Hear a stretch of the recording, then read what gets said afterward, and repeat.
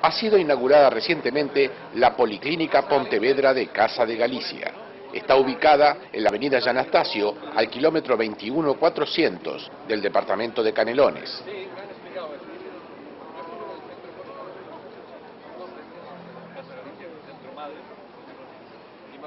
Sí, nuestro presidente honorario.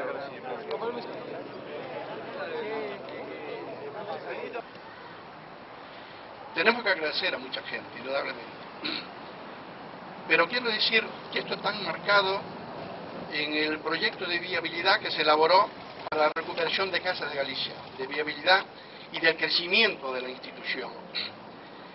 Y no es un tema menor, porque en estos tiempos difíciles para el país, difíciles para la salud, difíciles para el sistema, Casa de Galicia abre una policlínica que ahora vamos a pasar a ver, estupenda, en un lugar estupendo de Canelones. Señor Presidente, le dejamos el uso de la palabra. Muchas gracias.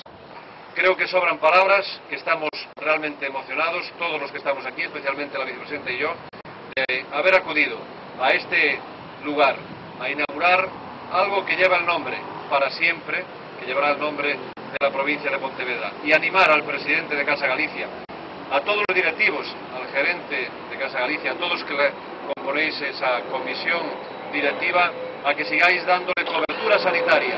Yo, desde Pontevedra, y el presidente Feijóo desde Galicia, esperamos estar a la altura de poder ayudaros con todo el corazón, pero también con todo el sentimiento que os merecéis, para seguir haciendo que nuestros emigrantes, vivan donde vivan, se sientan dignos de ser los grandes representantes de Galicia. Muchas gracias y buenas tardes.